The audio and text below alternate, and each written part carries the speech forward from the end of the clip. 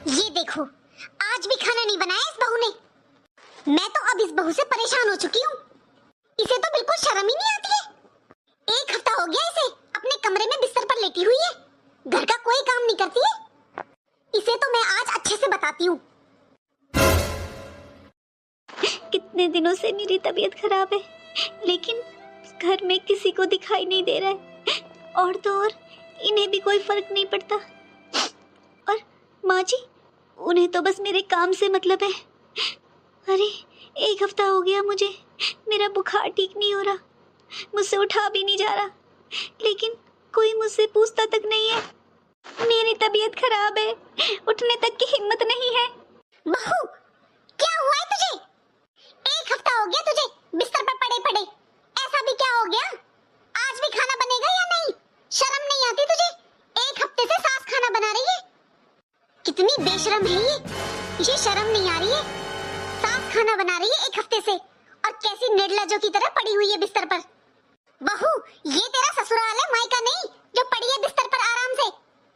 माँ जी, मेरी तबीयत ठीक नहीं है माँ जी, मुझे अस्पताल में ले जाकर दिखा दीजिए। मेरी एक हफ्ते से बुखार नहीं ठीक हो रहा है, मेरी तबीयत बहुत खराब है माँ जी, मुझसे खड़ा भी नहीं हुआ जा रहा है। देख बहू, मेरे घर में नौटंकी नहीं चलेगी। खड़ी होकर खाना बना रही है नहीं? नहीं माँ जी, मुझसे नहीं खड़ा हुआ जाएगा। अच्छा, तो तू नहीं खड़ी होगी? देख मैं तेरी नौटंकी कैसे निकालती हूँ। तेरे बाप के पास फोन करती हूँ अभी। अरे, एक सप्ताह से इस बिस्तर पर लेटी हुई है, मुझे नहीं चाहिए ऐसी बहू। हेलो हेलो हेलो, बहन जी नमस्ते। अरे नमस्ते गया भाड़ में। यहाँ आकर के अपनी बेटी को अपने साथ लेकर जाइए, मुझे नहीं चाहिए ऐसी बहू। क्या हुआ है बहन जी? क्या हुआ है? अरे, आपने अपनी बेटी को कोई संस्कार दिए हैं या नहीं? इसे यहाँ से लेकर जाइए और ढंग के संस्कार दीजिए, वरना अपनी बेटी को अपने पास ही रखिए। मैं अपने बेटे की दूसरी शादी कर दूंगी। मेरे बेटे के लिए तो आज भी लड़कियां लाइन में लग रही हैं। लेकर जाओ अपनी बेटी को यहाँ से। लेकिन बहन जी, हुआ क्या है? अरे, एक सप्ताह हो गया आपकी बेटी को बिस्तर पर आराम करते करते। मैं घर का सारा काम कर रही हूँ। अरे, बहू के होते हुए कोई सास काम करती है क्या? माफ कर दीजिए बहन जी, मैं अभी आता हूँ वहाँ पर। मैं समझाता हूँ काजल को, आइंदा मेरी बेटी से कोई गलती नहीं होगी। माफ कर दीजिए बहन जी, उसे एक मौका दीजिए। किसका फोन था जी? आप ऐसे घबराकर किससे बातें कर रहे थे? कहाँ जाने की बोल रहे हैं आप? क्या हुआ, बताइए कुछ। सविता जी, वो हमारी काजल की सास का फोन था। उन्होंने साफ साफ कहा है कि अपनी बेटी को यहाँ से लेकर जाओ, मैं अपनी बेटे की दूसरी शादी करा दूंगी। वो ऐसी धमकी दे रही है। मैं जा रहा हूँ सविता जी, मैं जा रहा हूँ अपनी बेटी के पास। अरे, ऐसे कैसे बोल सकती है वो मेरी बेटी को? लेकर जाओ, ऐसा क्या हो गया वहाँ पर? लेकिन सच में माँ जी, ऐसी क्या बात हो गई जो उनकी सास ने पापा जी से ऐसे बात की? हेलो, आप जल्दी से घर पर आ जाइए। अरे रेनू, क्या हुआ? वो सब छोड़िए, आप जल्दी से घर पर आ जाइए। अभी अभी पापा जी के पास काजल दीदी की सास का फोन आया था। उन्होंने पापा जी से बहुत बहुत गलत बातें की हैं। आप जल्दी से आ जाइए, पापा जी वहीं पर गए हैं, आप जाइए उनके साथ। क्या? हाँ जी, आप जल्दी से जाइए वहाँ पर, देखिए ना वहाँ पर हुआ क्या है। ठीक है रेनू, मैं अभी निकलता हूँ ऑफिस से। और सुनो, तुम माँ का ध्यान रखना। माँ जी, आप ऐसे परेशान मत होइए। आइए, आप यहाँ सोफे पर बैठिए, वरना आपकी तबीयत खराब हो जाएगी। बहू, न जाने मेरी बेटी के साथ क्या हुआ होगा वहाँ पर। एक सप्ताह से मेरी बेटी का फोन नहीं मिल रहा है। मैंने भी ध्यान नहीं दिया बहू। मैंने सोचा मेरी बेटी घर के कामों में व्यस्त होगी, क्यों परेशान करना, इसलिए मैंने ध्यान नहीं दिया। मेरी ही गलती है सारी। पता नहीं वह मेरी बेटी के साथ क्या हुआ है। बहू, मुझे बहुत टेंशन हो रही है। क्या हुआ है मेरी बेटी के साथ? मेरी बेटी ठीक तो है ना? माँ जी, सबसे पहले तो आप शांत हो जाइए। आप इतनी टेंशन मत लीजिए माँ जी। अगर आप ऐसे करेंगे तो काजल दीदी को कौन संभालेगा? सब कुछ ठीक ही होगा माँ जी। और अब आपके बेटे भी गए हैं ना वहाँ पर, पापा जी और ये दोनों संभाल लेंगे बात को। आप टेंशन मत लीजिए माँ जी, आप थोड़ा आराम कर लीजिए। बहन जी, आ गए आप लोग। मुझे तो ये समझ में नहीं आता है कि कौन सा मुंह लेकर आ जाते हो आप लोग बार बार। आज आप मुझे ये बताइए कि आपने अपनी बेटी को कौन से संस्कार दिए हैं? अरे, ना तो उसमें बोलने का ढंग है, ना उसमें रहने की तमीज है, ना ही वो अच्छे घर की बहू लगती है। घर का काम वो करती नहीं है। आपको थोड़ी बहुत शर्म नहीं आई उस जाहिल गवार की शादी मेरे बेटे से करने के लिए? आपको थोड़ी बहुत भी शर्म नहीं आई क्या? आपने मेरे बेटे की जिंदगी बर्बाद कर दी। अरे मेरे लड़के के लिए एक से एक लड़कियों के रिश्ते की लाइन लगी हुई थी। पहली बार मेरे पापा की किसी ने ऐसी बेइज्जती की है, और मैं कुछ कर भी नहीं सकता क्योंकि ये मेरे बहन की ससुराल है। हम लड़की वाले हैं ना। अगर इनकी जगह कोई और होता ना तो आज मैंने मुंह तोड़ दिया होता। मेरे पापा की इतनी बेइज्जती। अरे शर्म कीजिए, थोड़ी शर्म कीजिए। या बेटी को पैदा ही किया था मेरा घर बर्बाद करने के लिए? ना खाना बनाने का ढंग है, ना ही घर का कोई काम करने का ढंग है। और तो और आपकी बेटी को मैं दो लोगों के बीच में नहीं बिठा सकती हूँ, क्योंकि उसमें बात करने का ढंग भी नहीं है। अनपढ़ गंवार जाहिल है वो, जाहिल। लेकिन नहीं बेटा, ये तुम्हारी बहन की ससुराल है। यहाँ पर गुस्सा मत दिखाना। हमें शांति से ही मामले को सुलझाना होगा। तुम शांत रहो। अरे वो तो शुक्र है कि आपकी बेटी को मेरी जैसी सास मिली है। अगर मेरी जगह कोई और होती ना तो आपकी बेटी की हालत खराब कर देती। अब यहीं पर खड़े रहोगे क्या? जाओ अपनी बेटी से मिल लो कमरे में जाकर। एक सप्ताह से पड़ी है बेड पर। अच्छे से समझाना अपनी बेटी को, और ना समझे तो अपने साथ लेकर जाओ उसे। महीने, 2 महीने, 4 महीने जितने दिन अपने पास रखनी है ना रखो, पर उसे संस्कार देकर भेजना मेरे घर। देखिए भाई साहब, मैं आपको 1 साल का टाइम देती हूँ। अपनी बेटी को अपने साथ लेकर जाइए और उसे अच्छे से ढंग से संस्कार दीजिए, फिर मेरे घर भेजना। और वो ना सुधरे तो हमेशा अपने पास ही रखना। और हाँ, ध्यान रखना, 1 साल के बाद मैं 2 मिनट नहीं लगाऊंगी अपने बेटे की दूसरी शादी करने में। मेरा आपकी बेटी से कोई वास्ता नहीं रहेगा। उसके लिए इस घर के दरवाजे बंद हो जाएंगे। अब जाइए, मिलिए अपनी बेटी से। काजल, काजल बहन। पापा, पापा मेरी कोई गलती नहीं है पापा। पापा ये लोग इंसान नहीं है, ये राक्षस है, राक्षस। आप खुद देख लीजिए पापा मेरी हालत। मुझे पिछले 8 दिनों से बुखार है, लेकिन किसी ने एक टैबलेट तक लाकर नहीं दी है। पिछले 3 दिनों से तो मैंने कुछ खाया भी नहीं है पापा, और किसी ने मुझसे पूछा भी नहीं। और माँ जी फिर भी काम काम काम के लिए झगड़ा कर रही है मुझसे। एक बार भी किसी ने ये नहीं देखा कि मैंने पिछले 3 दिनों से कुछ नहीं खाया है। यहाँ किसी को भी कोई फर्क नहीं पड़ता पापा। और दामाद जी बेटा? नहीं पापा, आपके दामाद जी, उन्हें तो बिल्कुल भी कोई फर्क नहीं पड़ता। वो तो अपने परिवार की बातों में ही रहते हैं। अब तो ऐसे लगता है कि वो भी मुझसे छुटकारा चाहते हैं पापा। किसी को कोई फर्क नहीं पड़ता है पापा। उनकी पत्नी जिए या मरे, किसी को कोई फर्क नहीं पड़ता है। बस सबको मुझसे काम चाहिए। मैं दिन भर काम करती रहूं तो बस सब ठीक है, लेकिन मैं अब 1 हफ्ते से बीमार हूँ। मैंने काम नहीं किया तो मैं इतनी बुरी हो गई पापा कि माँ जी ने आपको बुला लिया। मैं अब यहाँ नहीं रहूंगी पापा। अगर यहाँ रहूंगी तो मैं मर जाऊंगी पापा। मुझे अपने साथ ले चलिए पापा। मैं यहाँ नहीं रहूंगी अब। हाँ बेटा, तेरी ऐसी हालत मुझसे भी नहीं देखी जा रही है। मैं तुझे ले जाऊं बेटा, लेकिन तू अपने मायके में कितने दिन रहेगी? 1 दिन, 2 दिन, 1 महीना, 6 महीना, फिर तुझे यहीं पर आना है बेटा, क्योंकि यही तेरी ससुराल है। तुम्हें बेटा यहाँ पर एडजस्ट करना ही होगा, क्योंकि जो मैं देख रहा हूँ ना, तुम नहीं, तुम्हारे ससुराल वाले अभी बहुत गुस्से में है बेटा। अगर मैं तुम्हें यहाँ से लेकर गया तो वो कुछ भी कर सकते हैं। अगर दामाद जी ने तुम्हें तलाक दे दिया तो तुम्हारी जिंदगी नरक बन जाएगी बेटा। पापा, इससे ज्यादा नरक जिंदगी और क्या होगी किसी की? आपको दिखाई नहीं दे रहा है काजल की कैसी हालत हो रही है? अरे ये लोग इंसान नहीं है, राक्षस है, राक्षस। मेरी बहन इनके साथ नहीं रहेगी। लेकर चलो काजल को। बेटा, तुम नई उम्र के बच्चे हो, तुम्हें कुछ नहीं पता। बेटा, इस समय जोश से नहीं, होश से काम लेना चाहिए हमें। ये काजल की जिंदगी का सवाल है, इसलिए तुम शांत रहो और मुझे देखने दो, मुझे क्या करना है।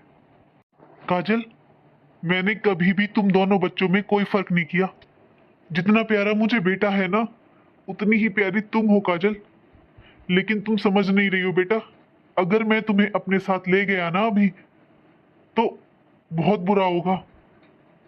लेकिन एक काम हो सकता है बेटा, मैं यहाँ तुम्हारे ससुराल वालों के पास रुकता हूँ और तुम अपने भाई के साथ जाकर दवाई ले आओ।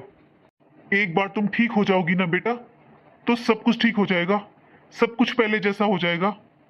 नहीं पापा, आप गलत समझ रहे हैं। आपको समझ में नहीं आ रहा है पापा। ये लोग आपको बेवकूफ बना रहे हैं।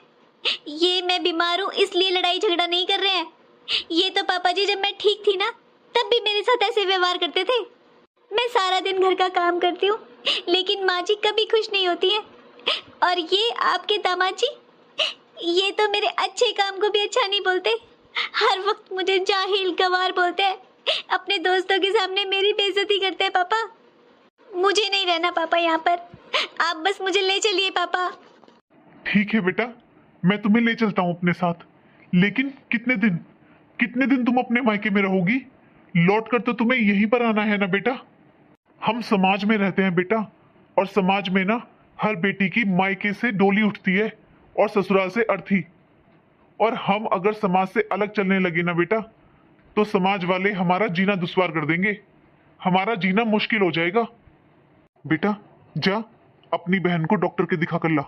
तब तक मैं यहीं पर हूँ, बात संभालता हूँ। नहीं लेकर गए ना इसे। सोचा था थोड़ी बहुत तो शर्म होगी इन लोगों में, ले जाएंगे इस मनहूस को मेरे घर से।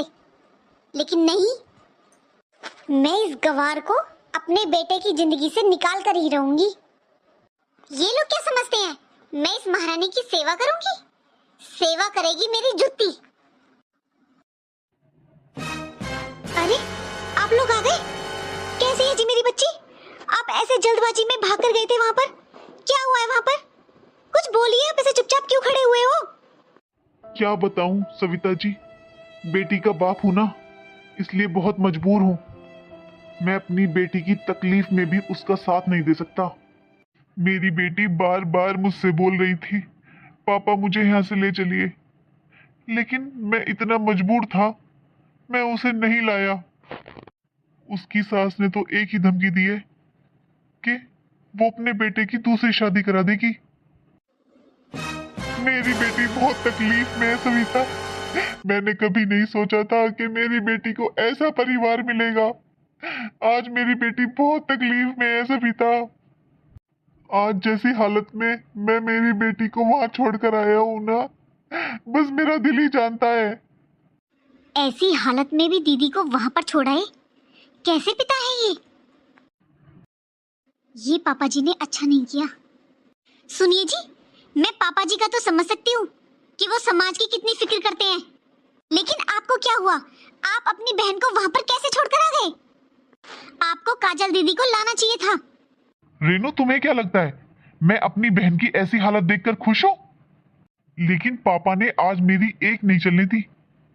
मेरा दिल जानता है मैं काजल को कैसी हालत में छोड़कर आया हूं। अच्छा, तो ये पापा जी कुछ करने नहीं दे रहे हैं ना? लेकिन मैं भी दीदी को ऐसी हालत में नहीं छोड़ूंगी। हेलो भाभी, भाभी आप, भाभी अभी आप मुझसे कोई बात मत कीजिए, क्योंकि मेरी अभी ऐसी हालत नहीं है जो मैं आपसे बात कर सकूं। ये काजल दीदी की कैसी हालत हो गई है? जब वो फोन पर भी ढंग से बात नहीं कर सकती हैं, तो उनकी कैसी हालत हो रही होगी? एक मेरा ससुराल है जो मुझे यहाँ आज तक ये महसूस नहीं होने दिया कि मैं इस घर की बहू हूँ, और एक वो दीदी जो इतने प्यार से इस घर में गुड़िया की तरह पली है, उनकी ऐसी हालत। उनको ऐसे ससुराल वाले मिले। दीदी ने कभी भी मुझे भाभी की तरह नहीं रखा। मुझे कभी ये एहसास हुआ ही नहीं कि वो मेरी ननद है। हमेशा हम दोनों बहनों की तरह रहते थे। ये क्या हो गया उनके साथ? नहीं, लेकिन मैं दीदी के साथ ऐसा नहीं होने दूंगी। सुनिए जी, आप मेरे साथ चलिए दीदी के घर। लेकिन रेनू, किस लिए? आप बस चलिए मेरे साथ अभी का अभी। भाभी आप? हाँ दीदी, बहुत झेल लिया आपने, बस बहुत हुआ। सुनिए जी, लेकर चलिए जल्दी दीदी को, इन्हें हॉस्पिटल में एडमिट कराना है। ये क्या हो रहा है मेरे घर में? क्यों माँ जी, आपको दिखाई नहीं दे रहा है क्या हो रहा है? अगर आप अपनी बहू को डॉक्टर के नहीं दिखाओगे तो क्या हम मरने दें उन्हें? अरे वो हमारे घर की बेटी है, हम दिखाएंगे उन्हें डॉक्टर के। वैसे ये फर्ज तो दामाद जी का था, लेकिन आपने अपने बेटे को ऐसे संस्कार दिए ही नहीं है माँ जी। मजबूरन इनके भाई और भाभी को आना पड़ा है यहाँ पर। जिस दिन ये सब आपकी बेटी के साथ होगा ना माँ जी, उस दिन पता चलेगा एक बहू का दर्द। और वैसे मेरे पास अभी आपसे बहस करने का टाइम नहीं है। चलिए जी, जल्दी लेकर चलिए दीदी को। वैसे डॉक्टर साहब, हुआ क्या है मेरी बहन को? देखिए, आपकी बहन को टाइफाइड और मलेरिया दोनों एक साथ हुए हैं, और आपकी बहन ने शायद कई दिनों से अच्छे से खाना नहीं खाया है, तो उनके अंदर बहुत कमजोरी आ चुकी है। इन्हें कुछ दिन यहीं पर रखना पड़ेगा और आपकी बहन बिल्कुल ठीक हो जाएंगी। हेलो पापा, पापा मैं आपके पास एक व्हाट्सएप पर एड्रेस भेज रहा हूँ, आप माँ को लेकर यहाँ पर आ जाइए जल्दी से। काजल? पापा, डॉक्टर ने ब्लड टेस्ट किया था तो काजल के टाइफाइड और मलेरिया दोनों एक साथ हो गया है। उस दिन काजल को यहीं पर रखना पड़ेगा, लेकिन अब वो खतरे से बाहर है, वो जल्दी ही ठीक हो जाएगी। लेकिन बेटा, तूने बात को और बढ़ा दिया है। तू जानता है ना इसकी सास को, वो कितने गुस्से वाली है। अगर उसने कुछ उल्टा सीधा कदम उठा लिया तो क्या करेंगे हम सब? तूने एक बार ये कदम उठाने से पहले मुझसे पूछा भी नहीं? पापा जी, क्या हम दीदी को ऐसी हालत में वहीं पर रहने देते? पापा जी, अब दीदी का अच्छे से ट्रीटमेंट होगा और वो ठीक हो जाएंगी। बहू, तुम दोनों ने अभी दुनिया नहीं देखी है, तुम दोनों बच्चे हो। तुम दोनों ने सब कुछ खराब कर दिया आज, अब मुझे ही कुछ करना पड़ेगा। हेलो बहन जी, बहन जी, काजल को मेरे बेटे ने हॉस्पिटल में एडमिट करवा दिया है। तो भाई साहब, हमें किस लिए बता रहे हो? अरे आपने एडमिट कराया है तो आप ही ध्यान रखो, आपकी बेटी है, करो मन की तसल्ली पूरी। वैसे भी हम तो उसे यहाँ परेशान करते हैं ना, हम तो ध्यान ही नहीं रखते, तो हमारी वहाँ पर क्या जरूरत है? और भाई साहब, वैसे आपको जितनी बेइज्जती करवानी थी वो आपने अपनी बहू से करवा ली, अब उससे कहना वही करेगी अपनी ननद की देखभाल। रखिए अपनी बेटी को अपने पास। लेकिन बहन जी, बहन जी, मैं अपने पूरे परिवार की तरफ से आपसे माफी मांगता हूँ, हमें माफ कर दीजिए बहन जी। लेकिन आप और दामाद जी अगर हॉस्पिटल आ जाते तो शायद काजल को बहुत अच्छा लगता, वो जल्दी ठीक हो जाएगी। देखिए भाई साहब, वहाँ आकर मैं आपकी बेटी की सेवा नहीं कर सकती, अपनी बेटी की देखभाल आप खुद कीजिए। और रही बात मेरे बेटे की और मेरी, तो हमारे पास इतना फालतू समय नहीं है जो हम हॉस्पिटल पर आकर बर्बाद करेंगे। जब आपकी बेटी पूरी तरह ठीक हो जाए ना, तो छोड़ जाना यहाँ पर। जैसे आपका बेटा और बहू यहाँ से लेकर गए हैं ना उसे, उनसे बोलना ऐसे ही छोड़ जाएंगे। पापा जी, फोन मुझे दीजिए। देखिए माँ जी, फिलहाल तो काजल दीदी बिल्कुल ठीक नहीं है, लेकिन जब वो अच्छी हो जाएंगी, ठीक हो जाएंगी, तो पूरे मान सम्मान के साथ आकर लेकर जाना उन्हें, क्योंकि वो आपके घर की बहू हैं।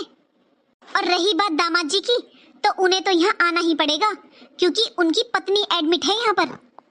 बहू, अब तुम बहुत ज्यादा बोलने लगी हो। अरे इतना बोलना शोभा नहीं देता, वो काजल की सास है, लड़के वाले हैं वो। अगर दामाद जी नाराज हो गए तो? सुना तूने क्या कह रहे हैं तेरे ससुर जी? मेरा बेटा दामाद है उस घर का, दामाद भगवान होते हैं, भगवान। हाँ माँ जी, आपने ये बात तो बिल्कुल सही कही है कि दामाद जी भगवान का रूप होते हैं। आपके बेटे हमारे घर की बेटी को ब्याह कर लेकर गए हैं अपने घर, तो हमारी बेटी की इज्जत और मान मर्यादा रखने का फर्ज दामाद जी का बनता है। उनकी पत्नी 1 सप्ताह से बीमार है, उसे क्या हुआ है उन्होंने पूछना भी जरूरी नहीं समझा। अरे उन्हें एक टैबलेट तक ला कर नहीं दी, ऐसे संस्कार दिए आपने अपने बेटे को। ऐसे दामाद जी को तो कोई भगवान नहीं कहता माँ जी। ऐसा है बहू, मैं ये जानती हूँ कि तू बहुत तेज है, लेकिन ये जुबान ना मुझसे मत लड़ाना। अरे तू मुझे पहचानती नहीं है। और सुन, जैसे लेकर गई है ना, वैसे छोड़ जाना अपनी ननद को, वरना रखना पूरी जिंदगी अपने पास, हमें नहीं है उसकी जरूरत। अच्छा आंटी जी, और क्या करेंगी आप? अपने बेटे की दूसरी शादी करेंगी? ठीक है, करा कर दिखाओ। शायद आप भूल गई हो आंटी जी कि मेरे पापा पुलिस में हैं। मुझे अपने पापा के पास बस एक फोन करने की जरूरत है, फिर आप जानती हैं ना आपके पूरे परिवार के साथ क्या होगा। आंटी जी, पापा जी कोर्ट और कचहरी के चक्कर में नहीं पड़ना चाहते थे, इसलिए वो आपकी इतनी बातें सुन रहे थे और आपसे कुछ नहीं कहा। पापा जी को डर लगता है इन सब चीजों से, मुझे नहीं। लेकिन मुझे तो घर से बाहर जाने की भी जरूरत नहीं पड़ेगी, बस मुझे अपने पापा के पास एक फोन मिलाने की देर है। फिर देखो आप कैसे करती हो अपने बेटे की दूसरी शादी। क्या हुआ आंटी जी, आपकी आवाज नहीं आ रही है? अभी फोन कटा नहीं है और आप सुन रहे हो तो सुनो। अभी दीदी ठीक नहीं है और जब ठीक हो जाएंगी ना तो पूरे मान और सम्मान के साथ इन्हें लेने आना। Hello hello hello. मैं तो भूल ही गई थी कि इस रेनू के पापा पुलिस में हैं और उनकी बहुत जान पहचान है। ये तो मुझे और मेरे पूरे परिवार को जेल में डलवा देगी क्योंकि इसके पापा की बहुत जान पहचान है। अरे कैसे भूल गई मैं। ऐसा करती हूँ, मैं आज पूरे परिवार के साथ हॉस्पिटल चली जाती हूँ और काजल के पापा तो बहुत शरीफ हैं, वही समझा सकते हैं इस रेनू को। ये तो बहुत तेज निकली।